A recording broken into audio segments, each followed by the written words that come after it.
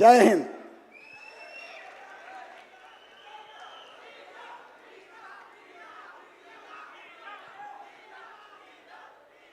Fans అందరికీ నమస్కారం.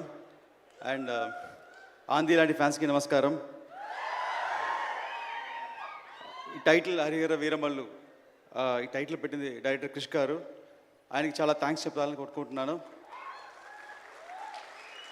And ఈ సినిమాలో బాబీ డియోల్ ఔరంగజేబ్ రోల్ పోర్ట్రేట్ చేస్తున్నారు. ఔరంగజేబ్ రోల్ అంటే very powerful Mughal king. And అతను ఇండియా మొత్తం కాంకర్ చేశారు. ఫ్రమ్ ఇండియా అంటే ఇప్పుడు ఉండే ఇండియా కాదు, అటు ఆఫ్ఘనిస్తాన్ నుంచి శ్రీలంక దాకా అంత పెద్ద పవర్ఫుల్ రూలర్.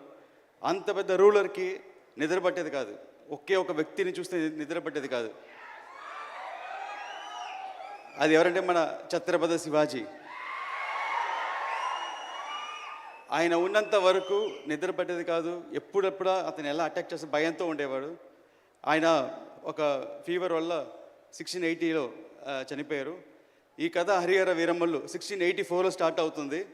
అదే ఛత్రపతి శివాజీ తను చనిపోయేటప్పుడు తన కోరిక ఏంటంటే మొఘల్స్ దగ్గర నుంచి జ్యోతిలింగాన్ని కాపాడాలి, అటు కాశీ విశ్వనాథ్ టెంపుల్ కాపాడాలని అతను మళ్ళీ ఉండి చేసే ప్రయత్నమే హరిహర వీరమల్లు.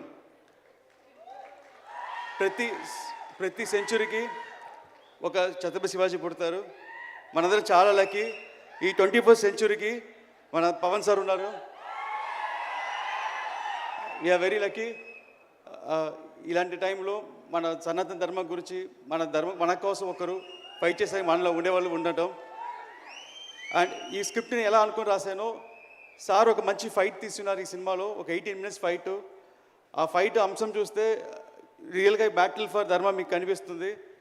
దాని ఒక ఇన్స్పిరేషన్తో మొత్తం ఒక స్క్రిప్ట్ ఒక షేప్ మారింది. So thank you sir. And first ఆ ఫైట్ ఎడిట్ చేసి నేను డైరెక్టర్ త్రివిక్రమ్ గారికి చూపించాను. నేను చూపించగానే సారు ఒకసారి ఫీల్ అయ్యి నాకు చూడగానే కంట్లో నీళ్ళు వచ్చిందని చెప్పి అప్రిషియేట్ చేశారు. చాలా థ్యాంక్స్ సార్. అండ్ ఫాదర్ హేమరత్న గురించి చెప్పాలంటే ఒకే మాట, అందరూ వాళ్ళ పిల్లలకి ఆస్తి సంపాదిస్తారు, కానీ మా ఫాదర్ మంచి పేరు సంపాదించి ఇచ్చారు. ఆ పేరు వల్లే నాకు ఈరోజు పవన్ కళ్యాణ్ గారితో డైరెక్ట్ చేసే అవకాశం దొరికింది. చాలా థ్యాంక్స్ నాన్నగారు. Thanks Pawan sir. అండ్ ఒక చిన్న ఇన్సిడెంట్, సినిమా షూటింగ్ అంతా అయిపోయింది. ఒక 3 days ప్యాచ్ వర్క్ ఏదో ఉండింది. ఆ టైంలో సార్ ఒకసారి నన్ను పిలిచి ఇలా సినిమా చూడాలన్నారు. నేను ఒక సినిమా చూపించాను. ఒక 2 days నాకు కమ్యూనికేషన్ లేదు. సండే ఈవినింగు నాకు నెక్స్ట్ ఏం జరగబోతుంది, సార్ ఎలా ఫీల్ అయ్యారు ఏం తెలియలేదు, ఎలా ప్లాన్ చేయాలని తెలియలేదు. ఒక చిన్న లో ఫీలింగ్లో ఉన్నాను. అది ఆ ఫీలింగ్ వచ్చిన టైం ఏంటో తెలియదు. సడన్గా నాకు త్రివిక్రమ్ సార్ నుంచి కాల్ వచ్చింది. వచ్చి నువ్వు ఫ్రీగా ఉన్నావని అన్నారు. సార్ ఎస్ సార్ అన్నాను. ఒకే మాట, ఇప్పుడే పవన్ సార్ ఇంట్లో నుంచి బయటకు వస్తున్నాను, నీ గురించి 2 hours చెప్పారు అన్నారు. చెప్పగానే అప్పుడు ఒక మాట, ఒక టెక్నీషియన్కి ఎంత సంపాదించి డబ్బులు ఇచ్చినా సరిపోదు, వాళ్ళకి కాంప్లిమెంట్ ఇస్తేనే ఇష్టం. నేను 2 hours కాంప్లిమెంట్ చేశారన్నారు. అవి నాకు తెలియని సంతోషం, కానీ నా కంట్లో టీఎస్ కారుతుంది. సో ఎవ్రీ సీన్ నేను సార్తో చేసేటప్పుడు సార్ దగ్గర ఒక గుడ్ అనిపించుకోవాలి, వెరీ గుడ్ అనిపించుకోవాలని చేస్తూ నేను. సార్ థ్యాంక్స్ సార్, మూవీ చాలా బాగా చేశాను sir. I'm thank you so much sir for giving this opportunity. And మీ ఫ్యాన్స్ మేము అందరి సినిమా చూసి గర్వపడతాం. Thank you so much.